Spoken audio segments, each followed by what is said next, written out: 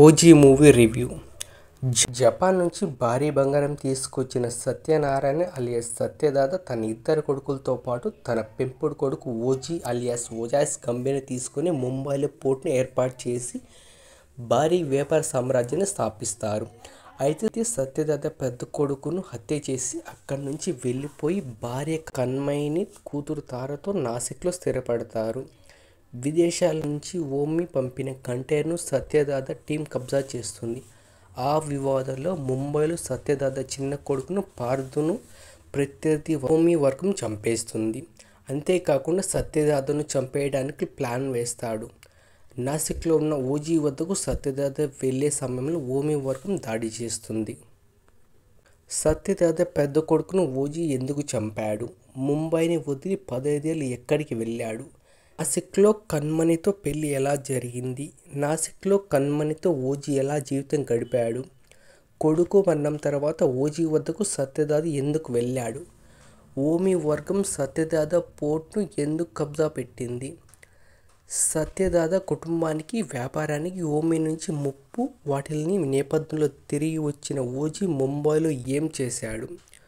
OG కూతురును Omi ఎందుకు kidnap చేశాడు? ఓజీని చంపడానికి సత్యదాదా మనవడు అర్జున్ ప్రయత్నించాడు. ముంబైలో ఓమి ఎలాంటి మారణహోమం సృష్టించాలనుకున్నాడు? ఓమి మారణహోమాన్ని ఓజీ ఎలా అడ్డుకున్నాడు? 15 ఏళ్ల పాటు ముంబైకి దూరమైన ఓజీ బ్యాక్గ్రౌండ్ ఏమిటి? ఓజీకి జపాన్ సమురాయ్కు ఉన్న సంబంధం ఏమిటి అనే ప్రశ్నలకు సమాధానమే ఓజీ సినిమా కథ. రెండో ప్రపంచ యుద్ధం తర్వాత జపాన్లో సమురాయ్లకు కలిగిన ముప్పుతో కథకు మూల బీజం వేసి ఆసక్తిగా కథను ముంబైలో ల్యాండ్ చేయడం బాగుంది. కథలో క్యారెక్టర్లను ఎస్టాబ్లిష్ చేయడానికి దర్శకుడు సుజిత్ కొంత సమయం ఎక్కువగానే తీసుకోవడం ఫస్ట్ హాఫ్లో కొన్ని ఎపిసోడ్స్ ల్యాగ్గా అనిపించాయి. కానీ Pawan Kalyan entry, action episode, interval back ఎపిసోడ్తో సుజిత్ కేక పెట్టించాడని చెప్పాలి. దాంతో ఫస్ట్ హాఫ్ను ఎనర్జెటిక్గా క్లోజ్ చేసి సెకండ్ హాఫ్పై ఆసక్తి పెంచాడు. కన్మణిని, ఓజీ మధ్య ఇంకా కొన్ని సీన్లు ఉంటే మరింత ఫీల్ గుడ్గా ఉండేది. సింగిల్ ఎండతో గ్యాంగ్స్టర్ డ్రామాను నడిపించడం రొటీన్, రెగ్యులర్గా కథ సాగినట్టు అనిపించింది. భారీ అంచనాలతో సెకండ్ హాఫ్ మొదలైన తర్వాత డాటర్ సెంటిమెంట్తో కథను మరింత బలంగా మార్చాడు. తిరిగి వచ్చి ఓజాస్ గంభీర పోలీస్ స్టేషన్కి వెళ్ళి ఇన్స్పెక్టర్ను బెదిరించే ఎపిసోడ్ ఈ సినిమాకు హైలైట్గా నిలిచింది. ఇక ఓజీ మధ్య జరిగే ఫేస్ టు ఫేస్ సీన్లు, అలాగే అర్జున్ ఓజీల మధ్య చేజింగ్ సీన్లు సినిమాలో హైలైట్గా అనిపించాయి.